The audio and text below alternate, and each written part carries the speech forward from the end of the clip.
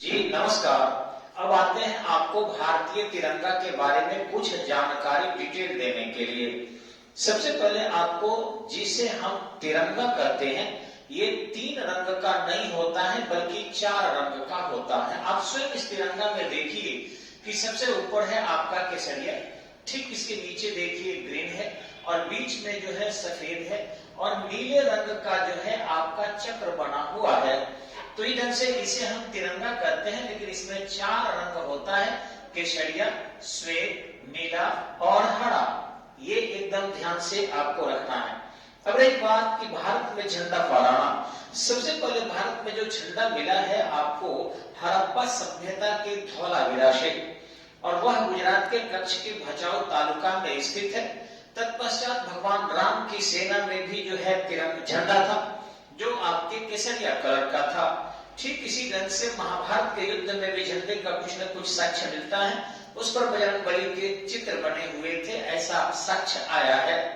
लेकिन आप अगर चंद्रगुप्त मौर्य के समय में देखते हैं तो उस समय भी आपको झंडा था जो नीले रंग का था और उस पर मोर का चित्र बना हुआ था।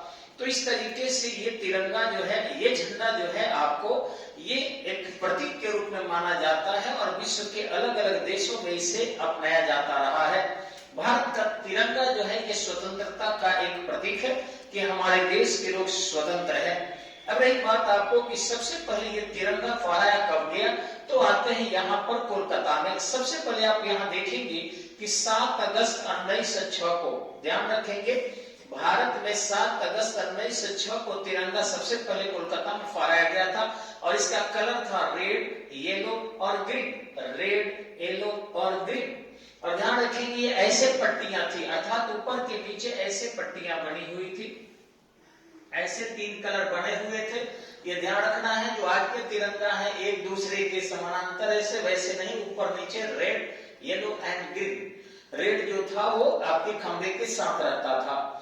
अब यही बात आपको कि जब देश की आजादी की बात होने लगी तो वैसी स्थिति में 1930 में 26 जनवरी को पूरे देश में जो है स्वतंत्रता दिवस मनाया गया था। थोड़ा अटपटा लगेगा आपको, लेकिन मैं स्पष्ट कर दूं कि जवाहरलाल नेहरू ने 1929 में जब कांग्रेस का अधिवेशन हो रहा था रावी नदी के किनारे, उसी समय में उन्होंने घोषणा किया था कि 26 जनवरी 1930 को पूरे देश में तिरंगा फहराया जाएगा और फिर पूरे देश में स्वतंत्रता दिवस मनाया गया।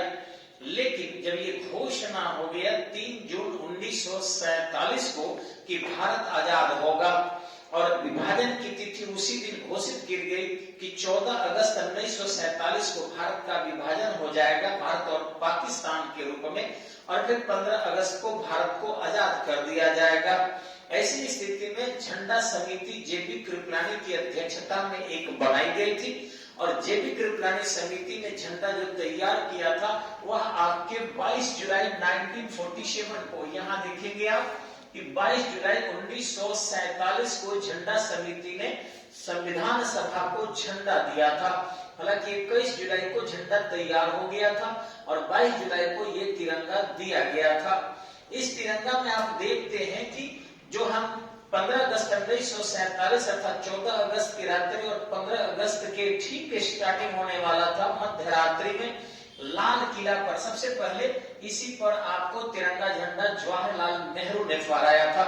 आज भी आपको पता होगा शायद, चूंकि प्रतियोगिता की तैयारी करने वाले ब्रिलियंट बच्चे होते हैं, तो लाल किला पर 15 अगस्त को प्रधानमंत्री के द्वारा झंडा फहराया जाता है और इंडिया गेट पर 26 जनवरी को राष्ट्रपति के द्वारा। तो ये हमेशा ध्यान रखेंगे। हालांकि झंडा तो हर जगह हर दिन फहर सकता है, इसमें कोई रोक नहीं है, बशर्ते उसका सम्मान होना चाहिए और उसके बहुत सारे रूल्स एंड रेगुलेशन की जानकारी भी हम आपको देंगे। लेकिन सबसे पहले जो प्रतियोगिता परीक्षा में आता है इसकी जानकारी हम ले लेते हैं। तो हम देखते हैं कि जो हमारे तिरंगा झंडा, इसके लंबाई और चौड़ाई का अनुपात 3:2 का होना चाहिए। लंबाई और चौड़ाई का अनुपात 3:2 का, एकदम ध्यान से रखेंगे। यानी लंबाई अगर मान लीजिए 3 है तो चौड़ाई उसका 2 होना चाहिए। इसी अनुपात में आपको सबसे बड़ा जो तिरंगा बनाने का सामान्य तौर पर रूल है, सामान्य तौर पर अर्थात बिना किसी से अनुमति लिए, यह 21 फुट और 14 फुट का, 21 फुट लंबा और 14 फुट चौड़ा, 21 फुट लंबा और 14 फुट चौड़ा, याद रखना ये सबसे बड़ा तिरंगा बनाया जा सकता है। दूसरी रहेगी सबसे छोटा, तो ये आपका इंच है 6 इंच और 4 इंच, 6 इंच लंबा और 4 इंच छोटा, इससे छोटा झंडा बनाने का परमिशन नहीं है। हालांकि सुने होंगे कुछ लोग चावल पर भी तिरंगा बना दिया, तो वो एक अनुमति लेकर बनाया जाता है छोटे झंडे को, या फिर Guinness book of world record में अपने नाम को दर्ज करने के लिए, या लिम्का बुक ऑफ जो इंडिया है उसके रिकॉर्ड में अपने नाम को दर्ज कराने के लिए, लेकिन कानूनी रूप से ऐसे झंडे बनाने का परमिशन नहीं है। अब रहा कि झंडा के लिए जो कमेटी बनी है, उन्होंने कुल 9 मानक झंडा का तैयार किया है। आपको पता होना चाहिए कि भारत में 9 ही मानक इंडियन तिरंगा का है, यानी भारतीय तिरंगा झंडा का है, लेकिन विशेष परिस्थिति में इसको बृहद करने की अनुमति भी दिया जा सकता है यदि उसका उद्देश्य रिकॉर्ड बनाना है तो। लेकिन ध्यान रखेंगे इसमें झंडा का अनुपात वही होना चाहिए, इस अनुपात में किसी प्रकार का कोई परिवर्तन नहीं होना चाहिए।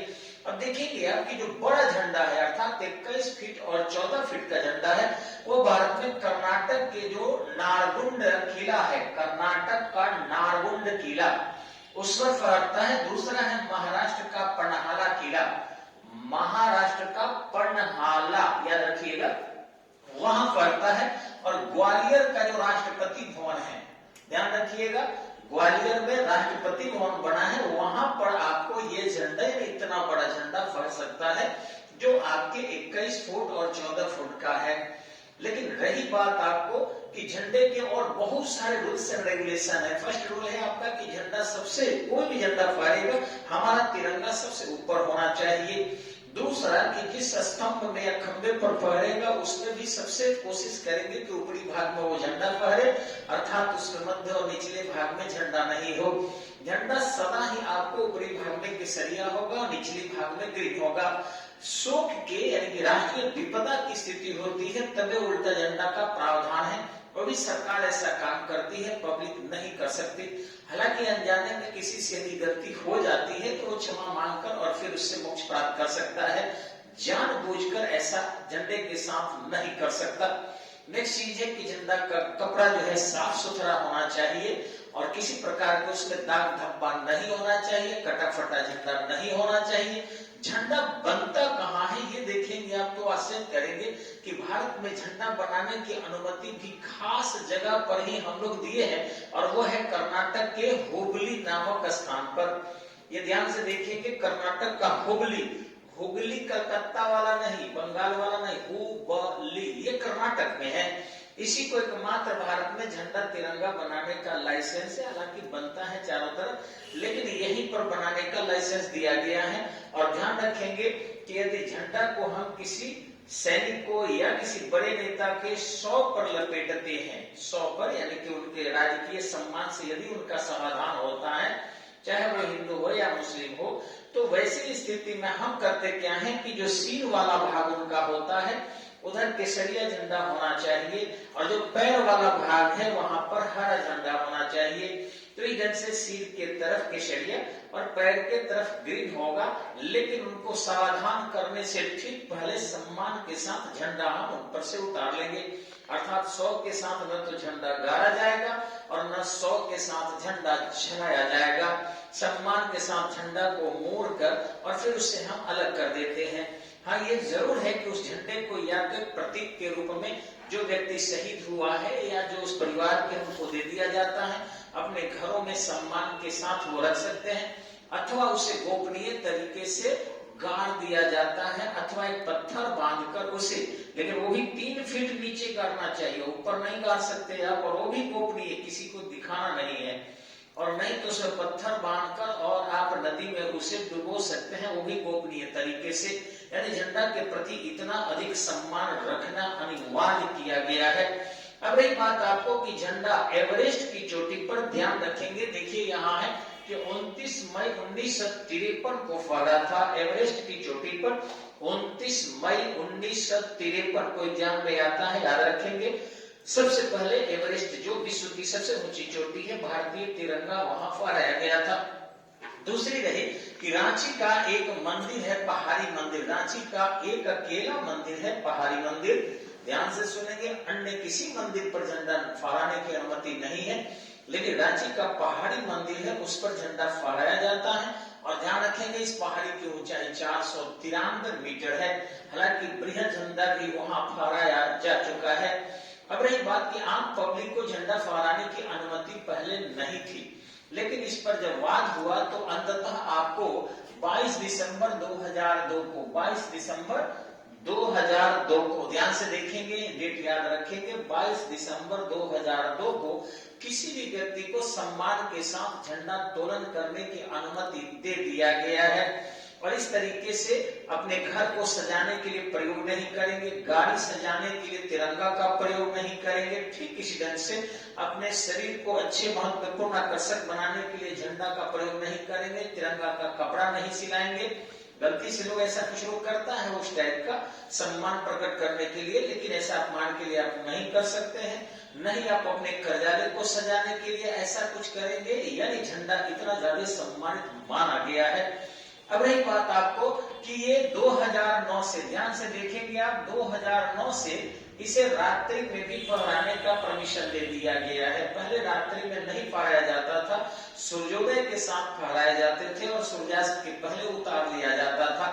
सुप्रीम कोर्ट राष्ट्रपति भवन पर झंडा जो है एनी टाइम फहराने की अनुमति थी, लेकिन 2009 के बाद से किसी भी भवन पर आप सम्मान के साथ झंडा तोलन रात्रि में भी कर सकते हैं, फहर सकता है, बशर्ते कि उसके सम्मान का ध्यान रखना होगा। इस तरीके से तिरंगा के प्रति अत्यधिक जो है राष्ट्र को एकताबद्ध किया गया और सम्मान प्रकट किया गया है, जिससे हमारे देश के स्वतंत्रता का जो प्रतीक है वो सदैव बना रहे, इसमें किसी प्रकार का कोई आरोप प्रत्यारोप न हो सके। रही बात हमारे देश में इस तिरंगे में जो तिल्लियां है, ये देख रहे हैं अशोक स्तंभ से लिया गया है। इसमें नीले रंग की ये तिल्लियां 24 है जो समान दूरी पर बनी हुई है, और इस तरीके से हम उस झंडे को सैल्यूट करते हैं। धन्यवाद, नमस्कार। आते हैं अगले वीडियो में, लेकिन इस वीडियो को सब्सक्राइब कीजिए आप। जय हिंद, जय भारत।